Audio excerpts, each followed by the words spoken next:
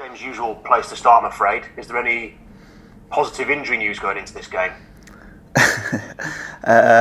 Same question every week, eh? First question. No, look, it's not so good news on Lawrence and Gavin. They've both got 6 to 8 week injuries.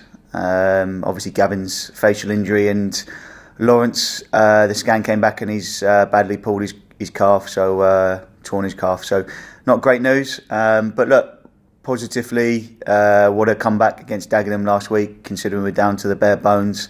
Fantastic character, and that's what we train for, to make sure everybody's backing everybody up. And when the opportunity comes, certainly the players took the opportunity, didn't they? Given this huge injury list that you've got, it is a real feather in the cap for the team, isn't it, that they were able to get something from that game? Yeah, it's a massive challenge for everybody at the moment, isn't it, in the building, because we're fighting against all the odds. But hey, that's part of it. That's part of our journey now. There's no point feeling sorry for ourselves. We've just got to get on with it, roll our sleeves up and go into the game positively tomorrow and the next one after that.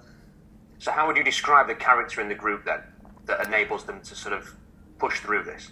I think resilience is the word, isn't it? I think we've shown great resilience, being 2-0 down at a promotion rival in London on Saturday, and we've come back and drew 2-2. And I think if it's 11v11 in that last 10 minutes, I think we're set up to win the game, because we counted dangerously twice before the sending off, which is a really soft sending off. So disappointed with that decision, but another bit of adversity, and we stood strong and held out for the draw.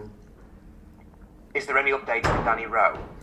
There isn't at the moment. Look, it's a health issue. He's being monitored now. We're hoping he'll be back in the fold in a couple of weeks. But look, health of the players is first and foremost the duty of the manager. That becomes more important than any result. So we've got to monitor him, and as soon as I get the green light and I'm satisfied with that, then he'll come back into the fold and start training. And is there any news on Asante and Clark as to whether or not they may be back? Yeah, I'm glad you said that. That's positive on these two. Jack's sort of closer. He's started kicking a ball and he's running up to nearly maximum speed now. And Akwasi, we're just waiting for he's got to go to St George's Park. It's the last step now. He's back in training yesterday. Not in full contact yet, but in 10 days he'll be back in full contact. And look, we have to obviously monitor him when he comes back in, because it's been a long-term injury. And when we feel it's right, he'll be coming on the bench. Because of the injuries and the suspension, you're quite stretched defensively, aren't you? How can you sort of manage that at a time like this? Not overloading those players that are going to go into those positions with too much pressure. Small details, like we did with Alex when he dropped into the back three, and then Jim later on in the game on Saturday. But the way we play on the front foot and the way we try and condense the space and hit hard in the mid-third to turn the ball over, it's very much been on the front foot, and both Jim and Alex are capable of doing that in their previous or their main positions. So I have no doubts if they're asked the question again to play there, they'll give it their utmost and be on the front foot for us, which what we need. We can't change our principles totally. And look, I believe in every player that steps on the pitch. That's why they're part of the squad. So I've got every confidence tomorrow that we're going to give it a right go.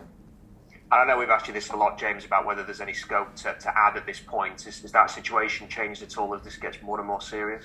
No, we are. Look, I've been actively looking the last few days, but it's no point bringing someone in just to fill a gap. We've got to think about the mentality and the togetherness of the group.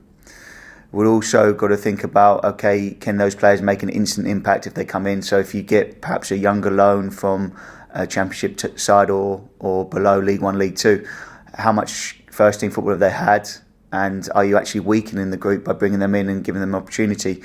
And also you've got to do your due diligence on the player when they step onto the pitch. If they are going to be involved, is it right for their development to be involved at this level so soon in their development, whether they're 18 or 19? So we've got to look at all of that. And obviously it's caught us by surprise. Yes, the injuries were slowly progressing, but it sort of got to a crisis point, didn't it, when Lawrence went down early point of the game on Saturday. So it's caught us a little bit by surprise that we actually do need, obviously, some centre-backs in, but they've got to be the right ones.